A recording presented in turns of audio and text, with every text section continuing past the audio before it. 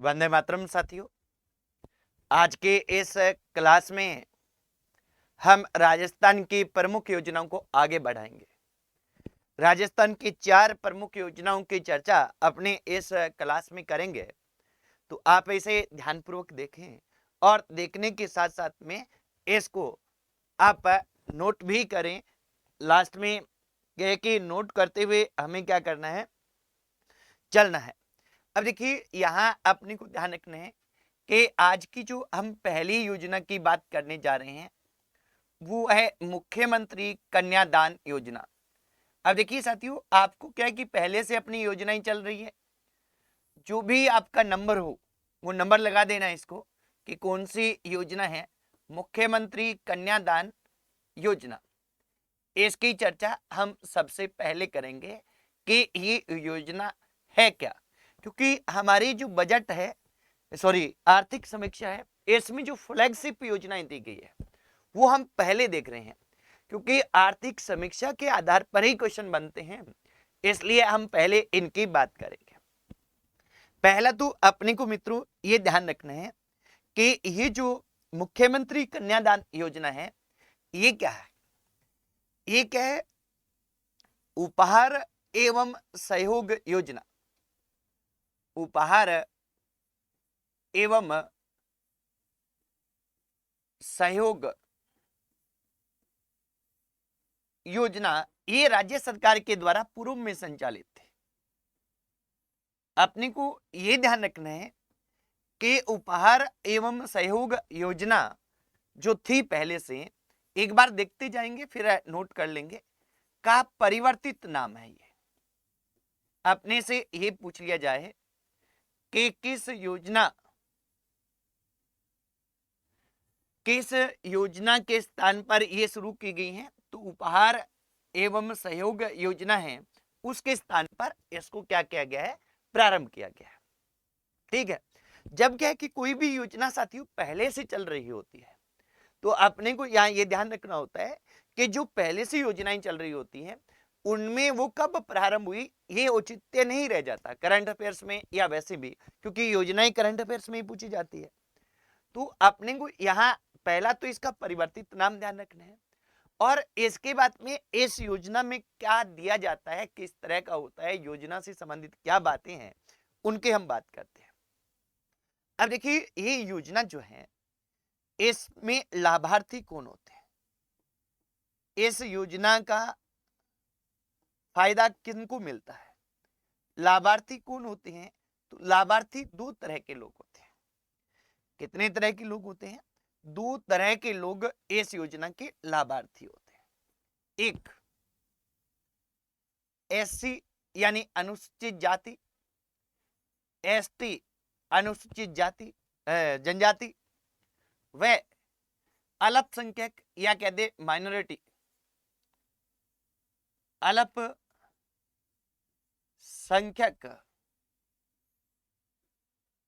वर्गों के लिए। अब इस योजना में मुख्य वर्गों के बीपीएल के लिए, वर्गों के बीपीएल के लिए जो गरीबी रेखा से नीचे जीवन यापन कर रहे हैं, बिलो पॉवर्टी लाइन, ये क्या है कि एससी एसटी अल्पसंख्यक वर्ग के बीपीएल के लिए जो क्या कर रहे हैं, गरीबी रेखा से नीचे जीवन यापन कर रहे हैं, उनकी लड़कियों के विवाह पर यह सहायता दी जाती है।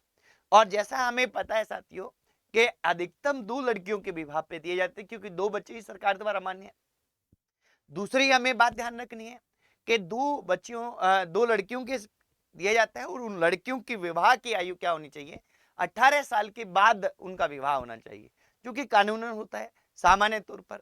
अब देखो, इसमें किस तरह से सहायता दी जाती है, क्या दी जाती है, किस तरह से इसमें सहायता प्रदान की जाती है, इसको हम देखते हैं। इसमें 3 तरह की सहायता रहती है। कैसे कि कन्या के 18+ वर्ष की आयु यानी आयु कितनी हो, कन्या के जब 18 प्लस की आयु हो, कन्या की विवाह पर, यानी वो 18 साल से अधिक हो गई है और इस कैटेगरी की कन्या है, तो उसके विवाह पर सरकार कितना उपलब्ध कितनी धनराशि देती है, तो सरकार है ये क्या देती है, 31,000 रुपये प्रदान करती है। कितने, 31,000 रुपये। सेकंड क्या रहता है साथियों, कि अगर कन्या ने 10वीं पास की है, क्या है, कन्या 10वीं पास है, यानी 10वीं उत्तीर्ण है, पास है, तो अतिरिक्त राशि, यानी ये 31,000 तो मिलेंगे मिलेंगे, इसके अलावा क्या है, 10,000 रुपये और प्रदान किए जाते हैं। ठीक है, इसके बाद में तीसरी स्थिति आती है। ये तीसरी क्या आती है कि कन्या स्नातक होने पर, यानी कन्या ने ग्रेजुएशन कर रखा है, स्नातक होने पर अतिरिक्त राशि, स्नातक होने पर अतिरिक्त राशि है वो कितनी दी जाती है, वो 20,000 रुपये दी जाती है। यानी कुल मिला के हम कहें कि इस योजना में जो ये वर्ग हैं, कौन से वर्ग हैं, ये वाले जो ST SC वर्ग है, इनको 31,000 रुपये से लेकर से 51,000 तक सहायता राशि उपलब्ध करवाई जाती है। सहायता राशि कन्या के विवाह पर, कन्या के विवाह पर उपलब्ध करवाई जाती है। अब देखिए, एक बार आप देख लें, बाद में नोट कर देना, मैं आपको थोड़ा टाइम दे दूंगा। अब यहां क्या है कि अपने को यह ध्यान रखना है कि SC ST की छात्रा है, अब कोई भी छात्रा है जिसकी 18 वर्ष की आयु हो गई है, तो 31 तो देंगे देंगे। अगर वो 10वीं है तो 31 के अलावा 10 और मिल जाएंगे, यानी 41 मिल जाएंगे अतिरिक्त राशि। और अगर वो ग्रेजुएशन है तो 31 के अलावा 20 और मिल जाएंगे, 10 उसमें शामिल नहीं होंगे, क्योंकि वो 10वीं ग्रेजुएशन है, तो 10वीं तो ऑटोमेटिक है कि ये स्वाभाविक है। तो फिर ग्रेजुएशन होने पर क्या है, 20 मिलेंगे, यानी 31 प्लस 20 मिलेंगे, यानी 31,000, 41,000 और 51,000 उनकी स्थिति के अनुसार मिलता है। यानी 31,000 से 51,000 तक सहायता राशि मिलती है। किन वर्गों को मिलती है, SC ST और अल्पसंख्यक वर्ग के जो BPL है उनके लिए ये मिलती है। दूसरे भी हम देखते हैं कि अन्य वर्गों की जो BPL है, आस्था कार्डधारी हैं, विधवा महिलाएं हैं, उनकी बेटी हैं, उनके लिए क्या मिलता है वो हम देखते हैं। पहले आप इतना नोट कर दीजिए फटाफट से। हाँ जी, जल्दी से इसको पहले नोट कर देंगे।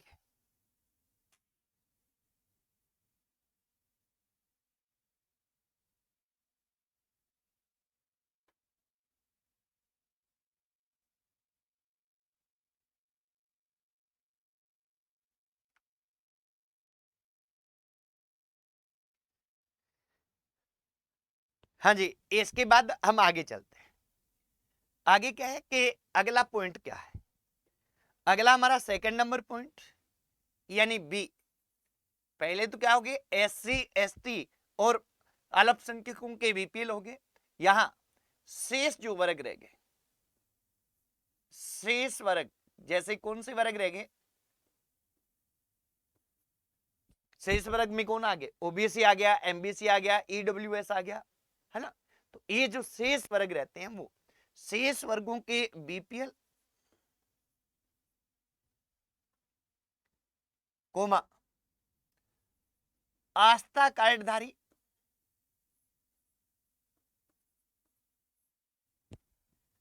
कार्डधारी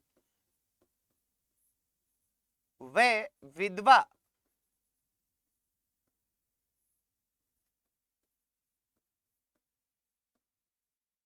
महिलाओं विधवा महिलाओं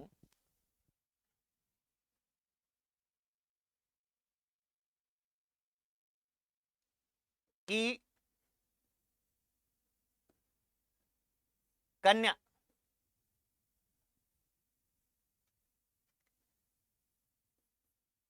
सीधा ही कहती विधवा महिलाओं की कन्या, चलो के विवाह के लिए, ये अपने पूरा लिख देते हैं, विवाह के लिए क्या सहायता मिलती है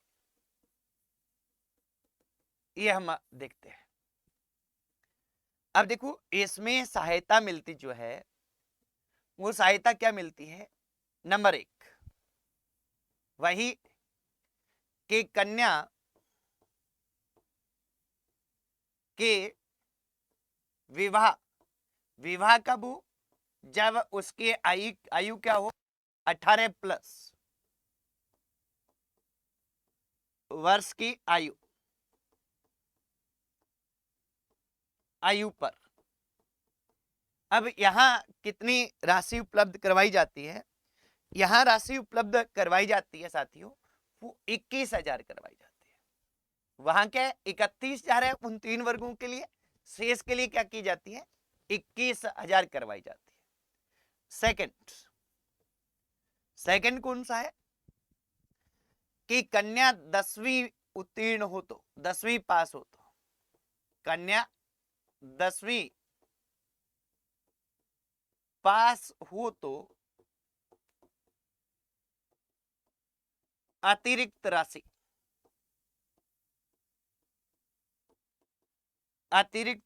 है वो कितनी उपलब्ध करवाई जाती है, वो 10,000 ही करवाई जाती है, वहां भी 10,000, यहाँ बाकी से में पहला 21,000 है वहां 31 की जगह। और तीसरा कौन सा है, तीसरा कन्या स्नातक हो तो, कन्या स्नातक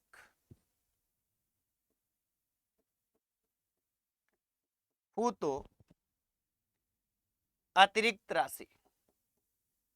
अब देखिए कन्या स्नातक है तो अतिरिक्त राशि क्या रहेगी ये हमें देखना है। तो कन्या स्नातक हो तो अतिरिक्त राशि कितनी होती है 20,000। यानी कुल मिला के इस बी पॉइंट के जो वर्ग हैं इनके लिए क्या होता है मित्रों, इनके लिए 21,000 से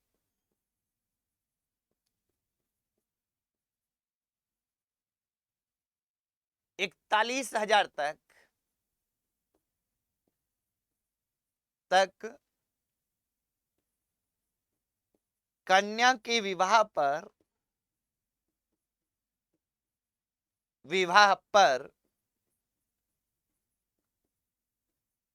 सहायता राशि उपलब्ध करवाई जाती है। सहायता राशि उपलब्ध करवाई जाती है, ये अपने को ध्यान रखना है। और यही क्या है, यही हमारी योजना है, कौन सी, मुख्यमंत्री कन्यादान योजना। अब इस मुख्यमंत्री कन्यादान योजना को आप नोट कर लीजिए, फटाफट से जल्दी से नोट कर लेंगे। वैसे अपने धीरे ही चल रही हैं तो आप सभी साथियों ने साथ साथ में नोट भी कर लिया होगा जहां तक है। अब देखिए इसके बाद में अगला हमारी योजना हम देखेंगे, वो हमारी योजना है, हालांकि हमने बजट में बात की है पर यहां पूरा तरीके से लिखेंगे क्योंकि वहां से क्वेश्चन आएंगे, क्योंकि योजनाएं लेटेस्ट है। महात्मा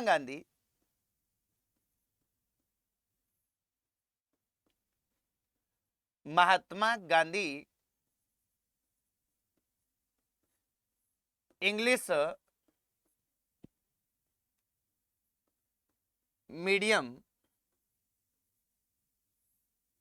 स्कूल, ये एक तरीके से हम कह दें कि Mahatma Gandhi English medium school योजना, ये हमारी फ्लैगशिप योजनाओं में सम्मिलित है। कौन सी योजनाओं में सम्मिलित है, फ्लैगशिप योजनाओं में सम्मिलित है। और अपने को यहां साथियों ध्यान रखना है कि Mahatma Gandhi English medium school खोले जा रहे हैं ना, गांवों और शहरों दोनों में खोले जा रहे हैं। और ये स्कूल है ये स्कूल कक्षा 1 से 12 तक खोले जा रहे हैं।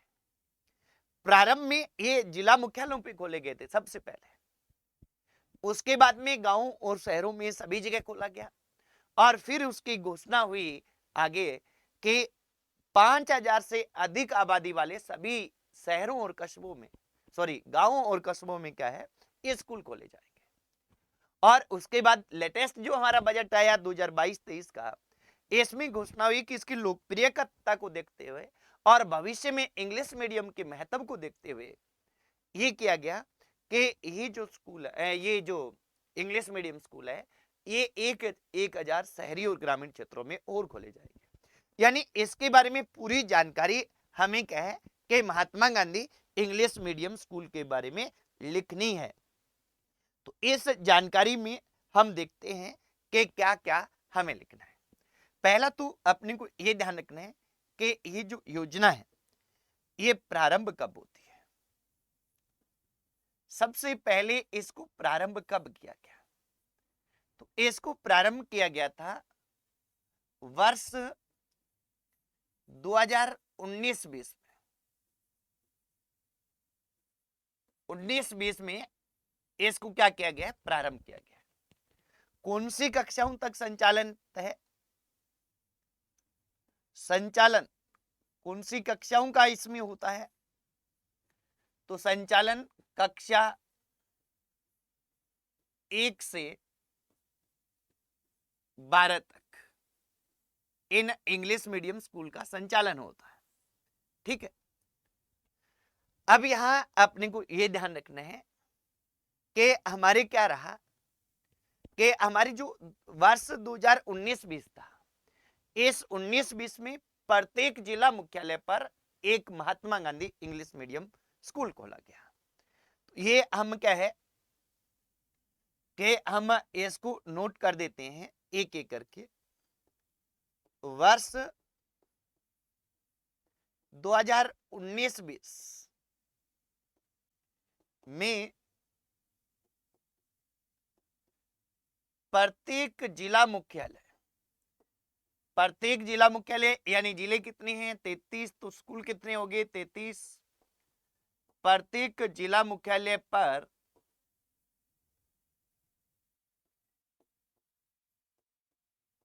महात्मा गांधी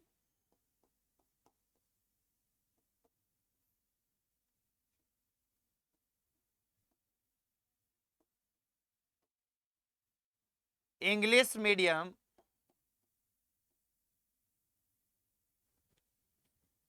स्कूल खोलेंगे।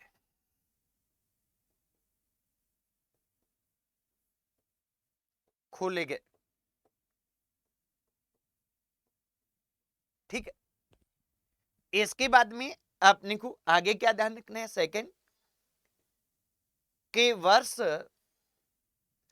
की बजाय बजट कह दें, क्योंकि बजट में घोषणा हुई थी, पूरा तो होता नहीं है बजट में हमेशा। बजट 2021-22 में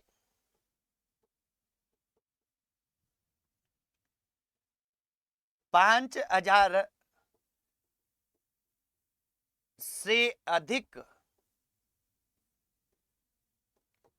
आबादी वाले कस्बों व गांवों में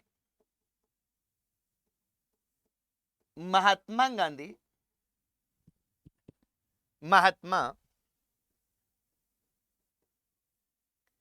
गांधी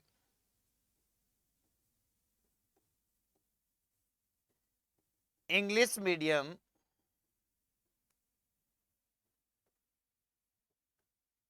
स्कूल खोले जाने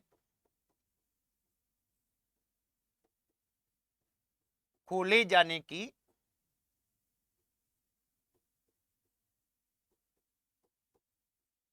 घोषणा हुई।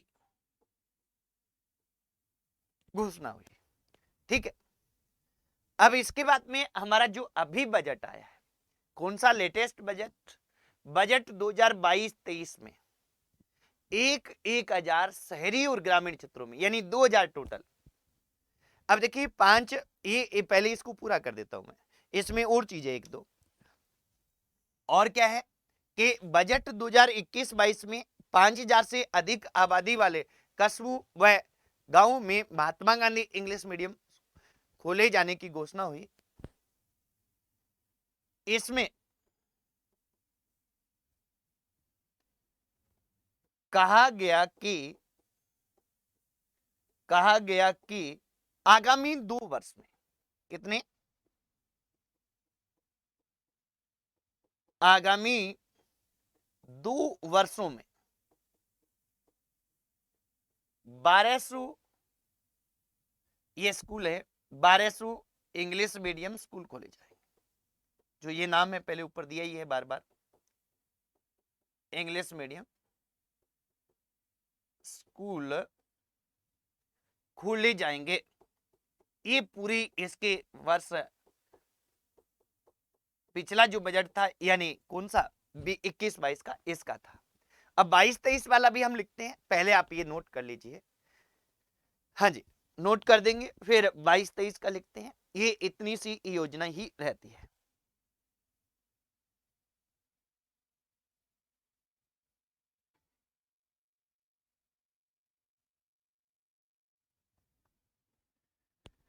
हाँ जी, इसके बाद में तीसरा पॉइंट अपने यहां नोट करना है कि बजट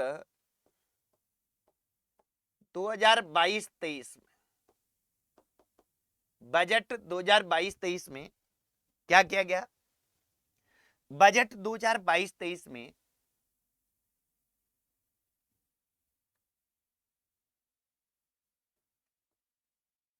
1,000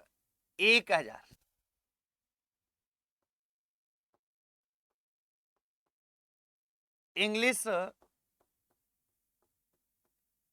मीडियम स्कूल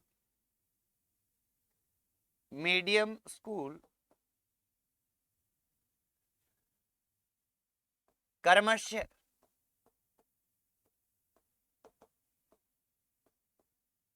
शहरी व ग्रामीण क्षेत्रों में,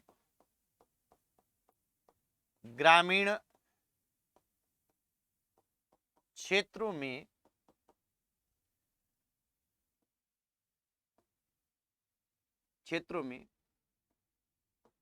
और खोले जाने की घोषणा की गई, खोले जाने की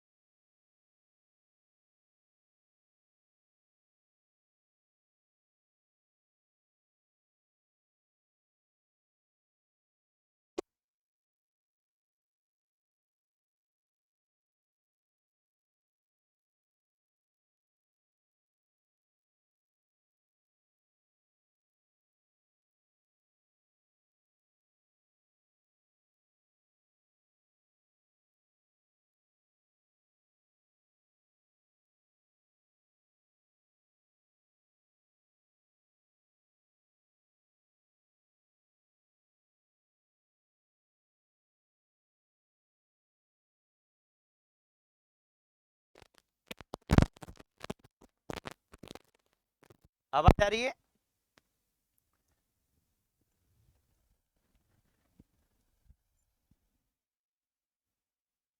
आवाज आ पा रही है क्या? थोड़ा सा बताएंगे।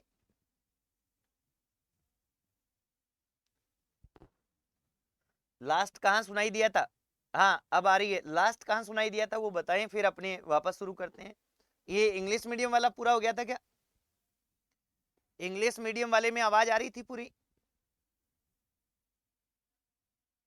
अच्छा, 1 रुपये किलो गेहूं योजना, इसको एक बार दोबारा देख लें। हाँ जी ठीक है।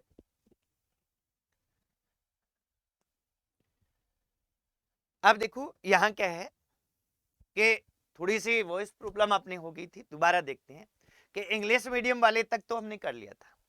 अब 1 रुपये किलो गेहूं में क्या है, ये योजना पहले से चल रही है। क्या चल रही है?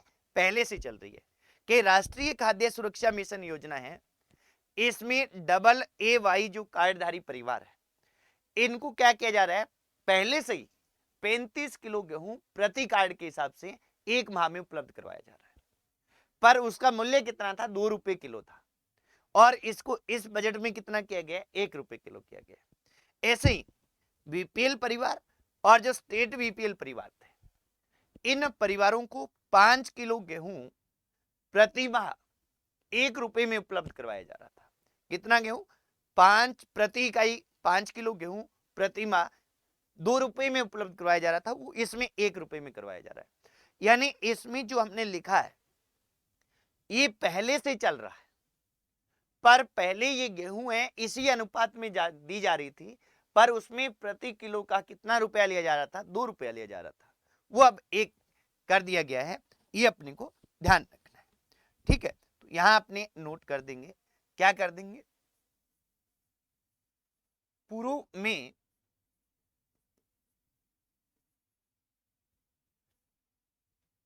गेहूं का मूल्य, गेहूं का मूल्य 2 रुपये प्रति किलो था, प्रति किलो था। ये आपको ध्यान रख लेना है।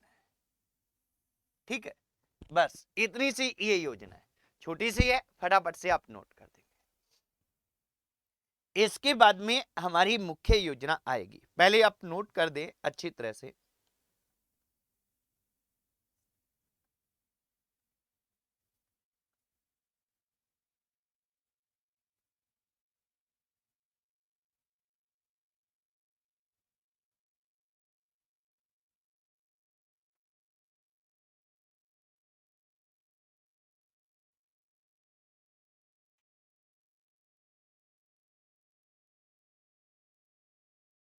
हाँ जी, नोट कर दिया होगा। इसके बाद हम देखते हैं वो अगली योजना देखते हैं, और ये योजना मोस्ट इंपोर्टेंट है, हमें पता भी है, पर क्या कि इसको अच्छे से आप देखिएगा। मुख्यमंत्री मुख्यमंत्री अनुप्रति योजना,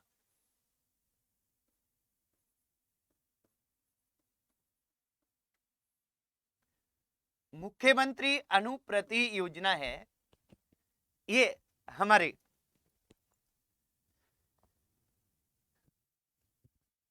अपनी मुख्यमंत्री अनुप्रति योजना हम देखते हैं। अब देखिए अनुप्रति, मुख्यमंत्री अनुप्रति योजना है, पहले आपको मैं बता देता हूं थोड़ा कि ये योजना नई नहीं है, फिर भी इस पे क्वेश्चन ये पूछा जा सकता है कि मुख्यमंत्री जो अनुप्रति योजना है ये कब प्रारंभ हुई। तो ये हमारा पिछला बजट है, कौन सा? वर्ष 2021-22 में प्रारंभ हुई।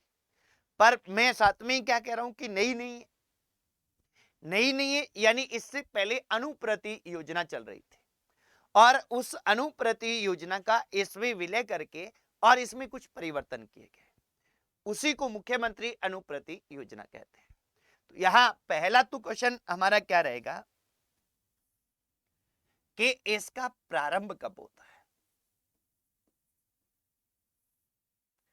तो प्रारंभ हम कहेंगे वर्ष 2021-22 में। कब प्रारंभ होता है? वर्ष 2021-22 में। ठीक है। सेकंड क्या है कि हम कहेंगे पूर्व में संचालित, पूर्व में संचालित कौन सी योजना? पूर्व में संचालित अनुप्रति योजना,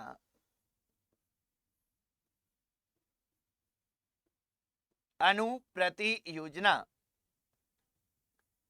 का विलय, का विलय इस योजना में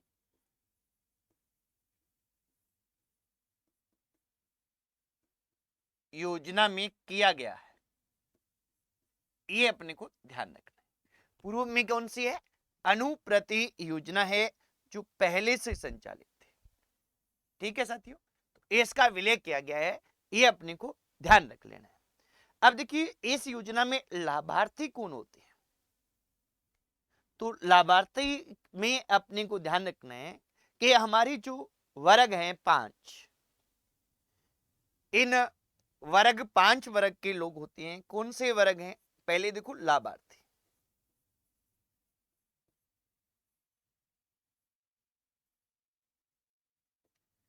अब देखिए लाभार्थी है कौन? लाभार्थी है SC, ST, OBC, MBC व EWS वर्ग के वे लोग जिनकी वार्षिक आय 8 लाख रुपए से कम है। क्या? वार्षिक आय 8 लाख रुपए से कम है, वो लोग इसमें क्या के लाभार्थी है, यानी उनको लाभ मिलेगा। लाभार्थी से पहले थोड़ा एक मैं बता दूं अगर कि इसका उद्देश्य क्या है। क्या है इसका उद्देश्य? क्या है? लाभार्थी से पहले उद्देश्य पे चर्चा कर लेता हूं कि उद्देश्य इसका क्या है। तो इसका उद्देश्य क्या है साथियों कि प्रतिभाशाली, प्रतिभावान जो छात्र है, इस प्रतिभावान छात्रों को क्या करना है? प्रतिभावान छात्रों को प्रोफेशनल कोर्स व प्रतियोगी परीक्षाओं की तैयारी के लिए आर्थिक सहायता देना है। प्रतिभावान परंतु कमजोर आय वर्ग के जो छात्र हैं, क्या है? प्रतिभावान भी है, जिनकी आय माता पिता की कम है, उनको तैयारी के लिए यह योजना प्रारंभ की गई है। ये अपने को ध्यान रखना है। तो पहले उद्देश्य लिख दो, फिर अपनी बात करेंगे आगे। प्रतिभावान व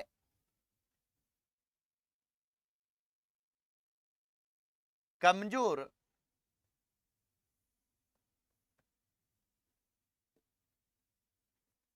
आर्थिक रूप से कमजोर, आर्थिक रूप से कमजोर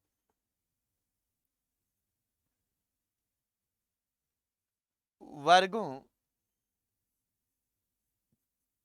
के विद्यार्थियों को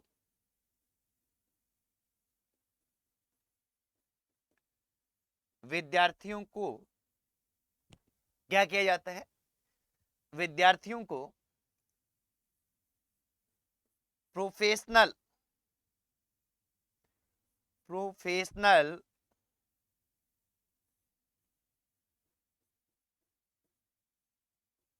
कोर्स व कौन सी कोर्स? प्रोफेशनल कोर्स व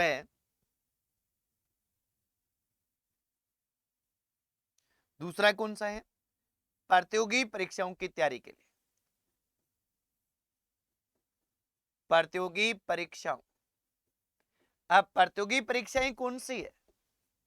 यह है ग्रेड पे 2400 से अधिक वाली, ग्रेड पे 2400 से अधिक प्रतियोगी परीक्षाओं की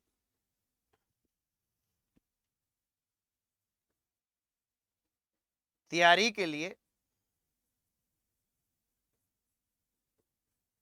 आर्थिक सहायता उपलब्ध करवाना, आर्थिक सहायता उपलब्ध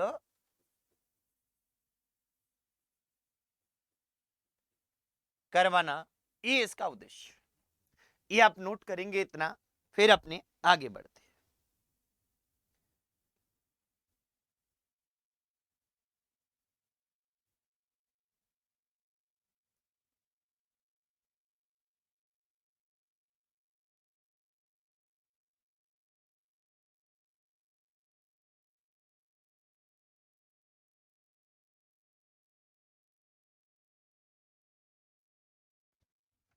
हाँ जी, कर लिया होगा नोट। इसमें आप देखें कि आगे क्या है कि इस योजना में लाभार्थी कौन है।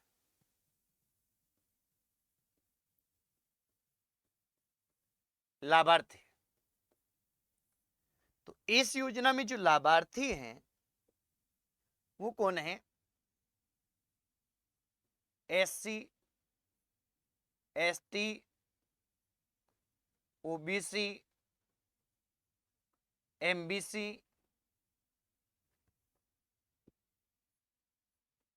ईडब्ल्यूएस व अल्प संख्यक वर्गों के वे छात्र, वे विद्यार्थी कहते हैं, छात्र छात्राएं दोनों होंगी, वे विद्यार्थी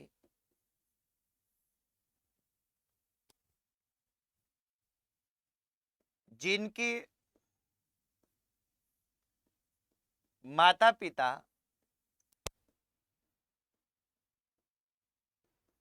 के वार्षिक आय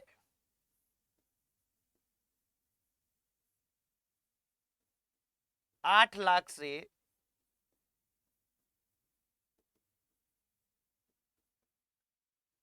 अधिक ना हो। एक तो बात यह है कि क्या है, एससी, एसटी, ओबीसी, ईडब्ल्यूएस अल्पसंख्यक वर्ग के माता पिता हैं, उनकी क्या है कि वार्षिक आय 8 लाख से अधिक ना हो। साथ में अपने को ध्यान रखना है, या माता पिता राजकीय सेवा में है, राजकीय सेवा में है, तो उन्हें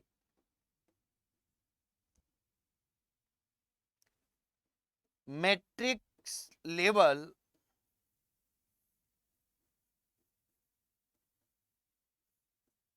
ग्यारह तक, उन्हें मैट्रिक्स लेवल 11 तक का वेतन प्राप्त हो रहा हो। तो ये क्या है कि ये इसके लिए पात्र है। ठीक है, तो पात्र वर्ग कौन से हैं? ये कैटेगरीज हैं। इनमें या तो माता पिता गवर्नमेंट जॉब में नहीं है तो वार्षिक आय 8 लाख से अधिक ना हो, गवर्नमेंट जॉब में है तो वो मैट्रिक्स लेवल 11 तक का वेतन प्राप्त कर रहे हो, यानी इससे ज्यादा नहीं कर रहे हो, इससे कम ही कर रहे हो, तो वो पात्र है। ठीक है, इसके बाद में ये तो लाभार्थी हो गया। अब लाभार्थियों की संख्या, यानी कितने विद्यार्थियों को इसमें है वो लाभ दिया जाएगा, तो लाभार्थियों की संख्या है वो कितनी रहेगी? तो लाभार्थियों की संख्या है ये 10,000, यानी एक साल में 10,000 विद्यार्थी हैं, इनको लाभ दिया जाएगा। ये अपने को ध्यान रखना है। इसकी अवधि, यानी ये जो योजना है इसमें जो सहायता राशि उपलब्ध करवाई जाती है, इसकी अवधि कितनी है? तो 1 वर्ष इसकी अवधि है। और इसके लिए बजट का कितना प्रावधान किया गया है? तो इसके लिए बजट का प्रावधान किया गया है कितना? 25 करोड़। 25 करोड़ बजट है, इसका प्रावधान इसके लिए किया गया है, ये अपने को ध्यान रखना है। ठीक है, तो ये आप नोट करें, फिर अपने आगे बढ़ते हैं।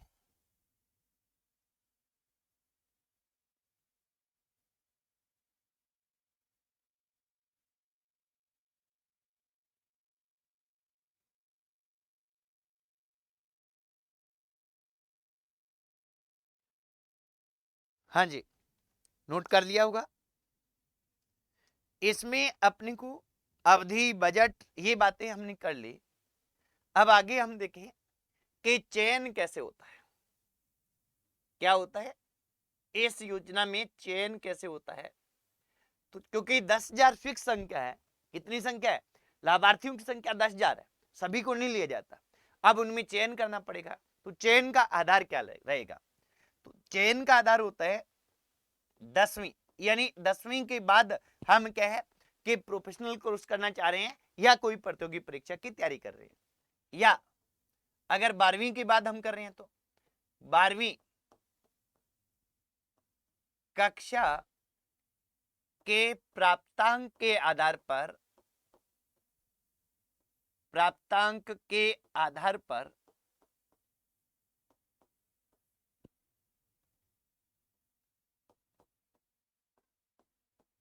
विद्यार्थी का क्या होता है,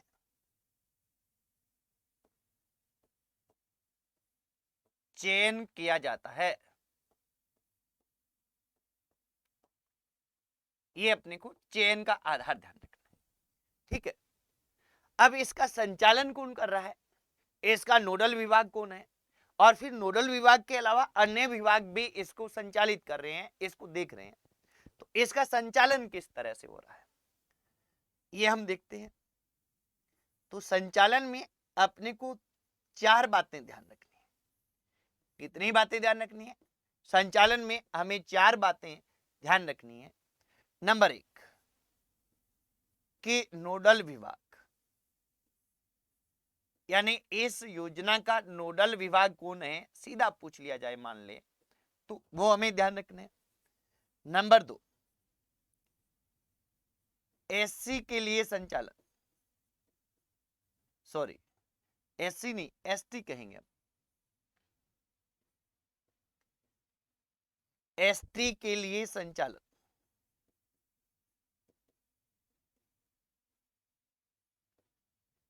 नंबर 3 हम क्या देखेंगे, एससी, ओबीसी, एमबीसी, ईडब्ल्यूएस के लिए संचालन। और नंबर 4 हम क्या देखेंगे, अल्पसंख्यकों के लिए संचालन। इसका कौन कर रहा है, ये हम अलग अलग वर्ग हैं उनकी बात करेंगे। नोडल विभाग कौन है, सामाजिक न्याय एवं अधिकारिता विभाग है, सामाजिक न्याय एवं अधिकारिता विभाग है, ये नोडल विभाग है हमारा, ये अपने को ध्यान रखना है। नोडल विभाग कौन सा है, सामाजिक न्याय एवं अधिकारिता विभाग।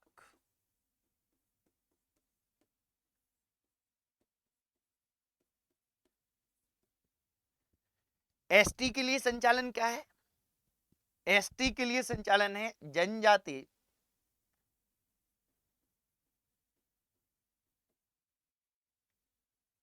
क्षेत्रीय विकास विभाग, ये एसटी के लिए संचालन कर रहा है। एससी, ओबीसी, एमबीसी, ईडब्ल्यूएस के लिए जो नोडल विभाग है वही कर रहा है सामाजिक न्याय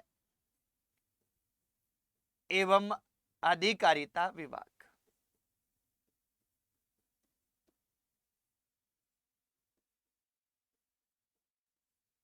अधिकारिता विभाग अल्पसंख्यकों के लिए इसका संचालन कर रहा है वो कर रहा है अल्पसंख्यक।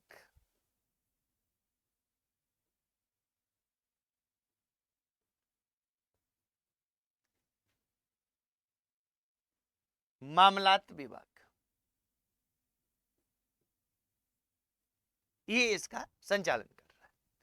तो ये संचालन करने वाली संस्थाएं हैं, इनको फटाफट से नोट कर दीजिए। ये संचालन करने वाली संस्थाएं। अब देखिए इसमें क्या क्या जा रहा है मित्रों, इसमें ये हो रहा है कि जो भी कोचिंग की फीस लगती है वो राज्य सरकार देती है, सर्वश्रेष्ठ कोचिंग, है ना। इसके अलावा अपने को यह ध्यान रखना है कि जैसे कोचिंग की फीस या संस्थान की फीस, जहां भी प्रोफेशनल कोर्स कर रहा है बालक वहां पे है, तो उसकी क्या है कि उसकी फीस तो ये सरकार दे देगी, संबंधित विभाग दे देगा। पर अगर कोई ऐसा छात्र है जो अपने आवास को छोड़कर अन्य किसी शहर में जाकर कोचिंग कर रहा है या कोई कोर्स कर रहा है प्रोफेशनल, तो उसे भोजन व आवास के लिए 40,000 रुपए प्रति वर्ष अतिरिक्त दिए जाते हैं। ये आप नोट कर लीजिए।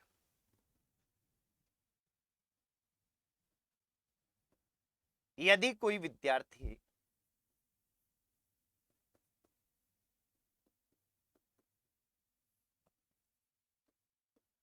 अपना आवास छोड़कर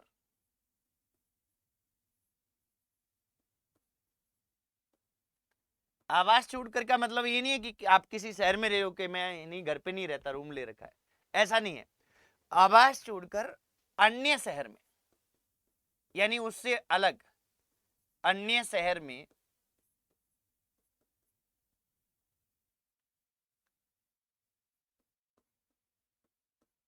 प्रोफेशनल कोर्स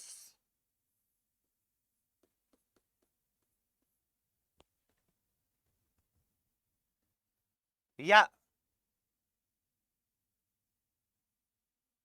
कोचिंग, यानी प्रतियोगी परीक्षाओं की तैयारी कर रहा है, कोचिंग कर रहा है तो उसे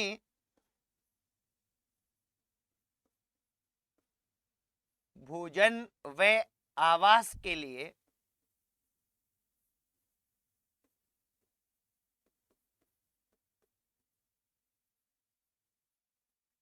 ₹40,000 प्रतिवर्ष। अब देखिए यहां हम प्रतिवर्ष लिखते हैं, पर ध्यान रखना है इसकी अवधि 1 वर्ष ही है, यानी कोई भी छात्र छात्रा है उसे केवल 1 साल ही लाभ दिया जाता है, इससे अधिक नहीं दिया जाता। ₹40,000 प्रतिवर्ष उपलब्ध करवाए जाते हैं।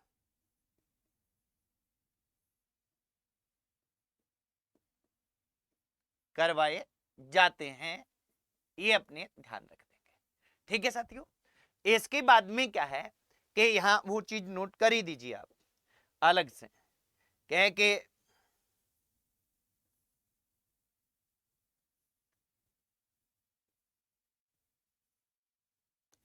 विद्यार्थी को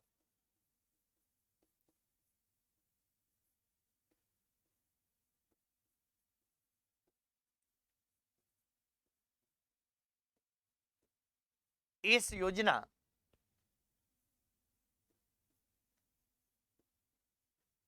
का लाभ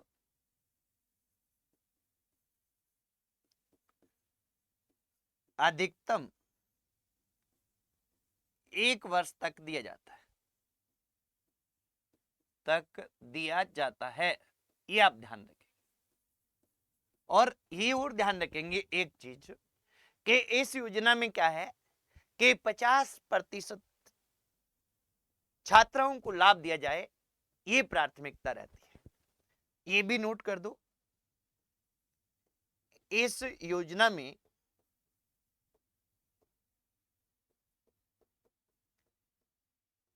50% छात्राओं को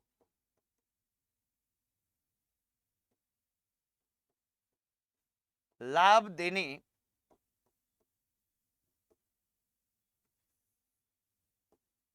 को प्राथमिकता दी जाती है। यानी उपलब्ध है तो प्राथमिकता 50% छात्राएं को दिया जाएगा, दी जाती है। ये अपने को ध्यान रख लेना। ये क्या है साथियों, इसको आप नोट कर लें। ये मुख्यमंत्री अनुप्रति योजना है, काफी इंपोर्टेंट है, काफी क्वेश्चन लगातार हमारे से इस पे पूछे जा रहे हैं। ये अपने को ध्यान रखना है और इस पर अच्छे से नोट करना। जहां तक मैं समझता हूं कि ये योजनाएं क्या है कि लगातार, अब देखिए, अब जैसे बजट और क्या आर्थिक समीक्षा में हमने क्या पेज से देखा था, हालांकि वो थोड़ा बोरिंग भी होता है, पर क्योंकि वो सरकारी आंकड़ा था, क्या था, सरकारी आंकड़ा था, इसलिए हमें देखना था वहां से, क्योंकि सरकारी आंकड़े में आपको पता होना चाहिए। अब क्या कि सारा जीके हम इसी रूप में करेंगे, और मुझे ये लगता है कि आप साथियों को सही तरीके से समझ में आ रहा होगा और अच्छी तरह आप नोट कर रहे होंगे, साथ साथ में याद करते हुए आप चले। आज इतना ही साथियों, फिर मिलते हैं कल की क्लास में। जय हिंद, वंदे मातरम।